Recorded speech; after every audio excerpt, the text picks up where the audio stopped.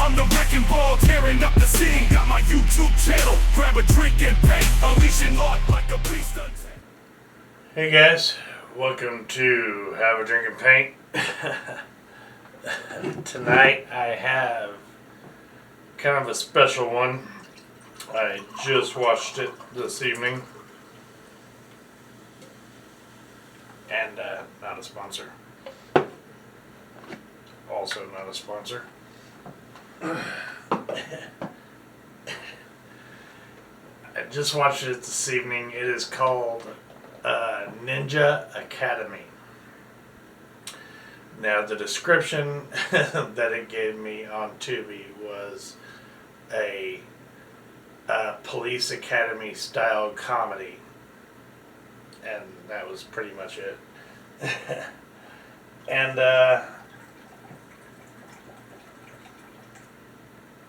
that's pretty much accurate. But I didn't know how much it would actually make me laugh. The last 20, 25, 30 minutes of the movie, take it or leave it. It is what it is. It's an old 80s flick. It came out in 89, so almost 90s. It was so funny in the beginning that I ended up watching the entire movie. It was horrible. Don't get me wrong. It's a bad movie. But it was funny bad. And what they thought was going to be funny kind of was and wasn't the funniest thing in the movie. So we're just going to jump into it. Ninja Academy, 1989. I've got my drink. I hope you got yours. It's Chiba. He is the leader of the Ninja Academy, the teacher, the sensei. And this is an R-rated movie. Halfway through the movie, they happen upon a nudist colony. So all you guys that like that kind of stuff will enjoy that. Start at the beginning of the movie. There's a survivalist that gets a karate letter in the mail. There's two women that get invited into this karate school. There's this random guy that just sleeps all day because his parents have money that gets invited to the school. And then there's, it was in the first 10 minutes of the movie, which is kind of what hooked me.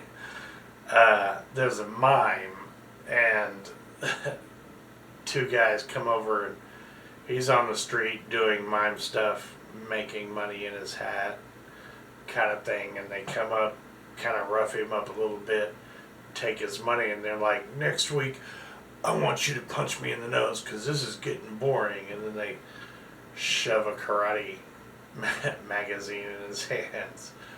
It's too easy, man, and people are going to talk. Now I want you to get yourself in shape.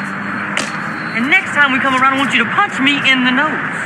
Or else we're going to die of boredom. So he decides to join. Another one that got me hooked was there is a James Bond type of character. He's 00711. And yeah, he just kind of shoots everybody, so his boss wants him to rely more on his hands than his gun. So he gets sent to the karate school to get his license to kill back. So anyways, there's this eclectic group of characters that are shoved into this karate school with Chiba, which basically all he does is grunt at them. He has his daughter, which we can all tell is his daughter. You don't find out halfway through the movie that it is his daughter, but you can tell it's his daughter. So after the first night, they all kind of get into their beds and their bunks and all that stuff, and the guy that sleeps a lot, that lives a privileged life,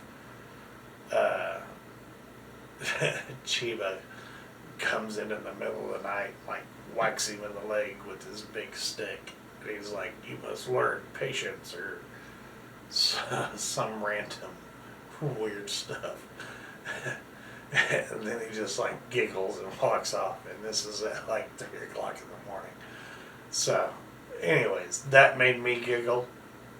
And that is a mainstay throughout most of the movie.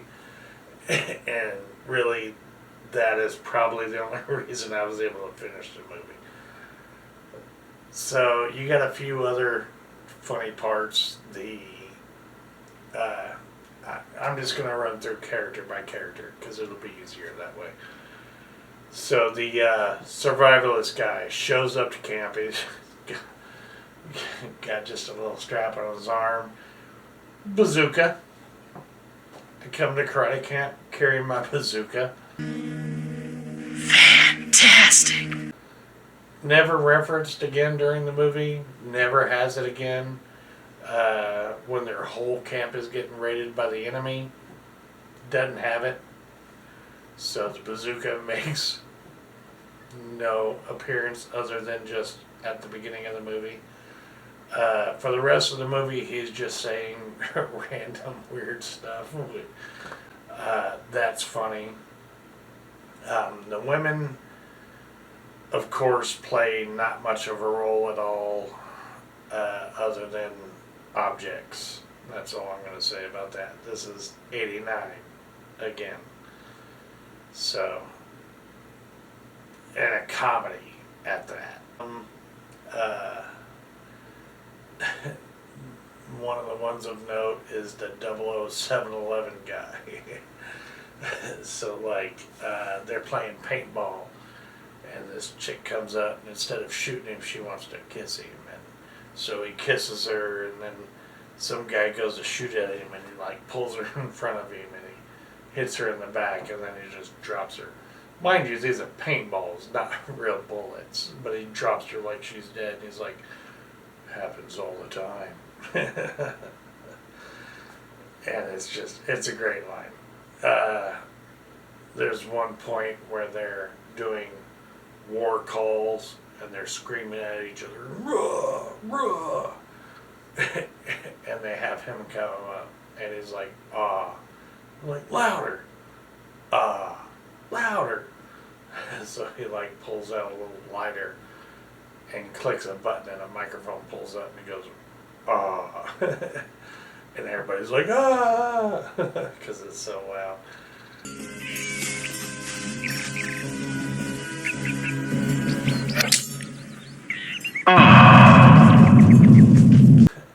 The mime, for one. They don't do it any other part of the movie. Kinda towards the end.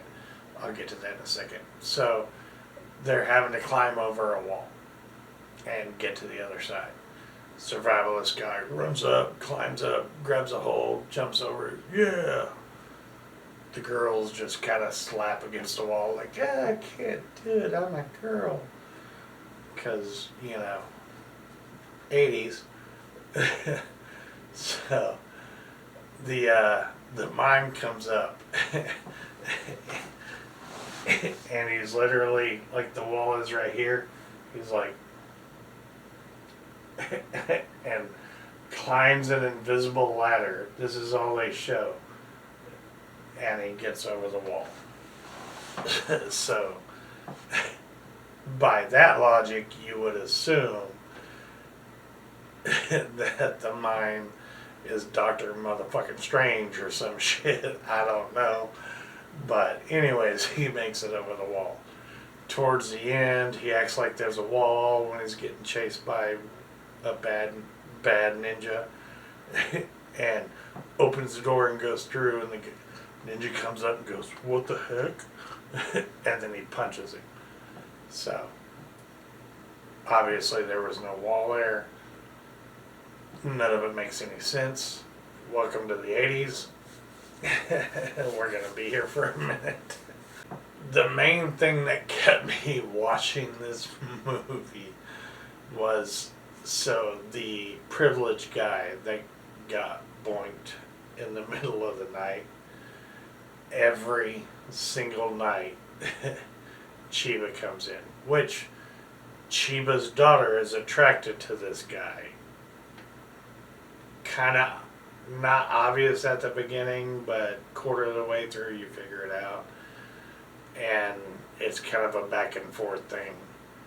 So that's the love story of the movie. But Chiba's her dad. We don't know this yet. But every single night, Chiba comes in, and he's got this kendo stick that he just whacks him with. One night he whacks him and goes, "Balance, lesson 3," and walks out. And then after that, he comes in and like whacks him right in the forehead. He's like, hee, and just walk. Ow! Ow!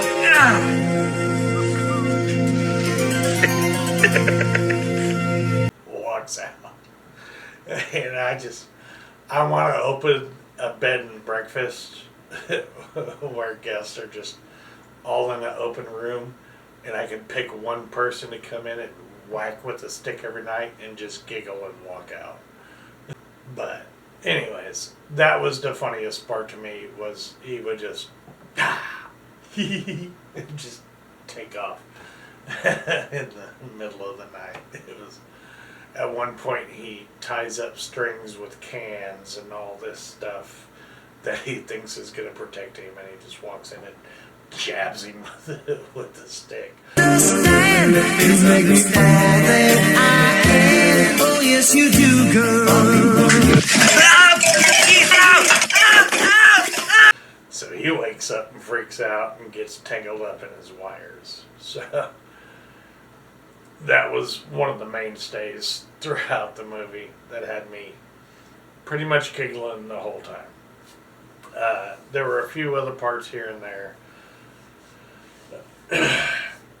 For example, at the wall, when they're trying to get over, the Bond guy pulls out the same lighter he did with the microphone and has a little tiny saw that he just cuts a doorway in and pushes it through. He's like, "After you." Like, it's one of those 80s movies that is a good feel and funny, but bad news, when you get to the last 20 minutes of the movie, all that just goes away. It's just boring, not funny 80s action, which really is not good. It's the last 20 minutes of the movie. If you're not feeling it, click off of it. But the whole first 3/4 of the movie, to me, was worth it, just for the guy getting whacked with a stick and the guy giggling as he took off. Because I have enjoyed my drink. I hope you enjoyed yours. Quick one, hopefully, for today. And we'll see you next time. Have a drink of paint. Thanks for watching. Like, subscribe. You know the drill. See ya.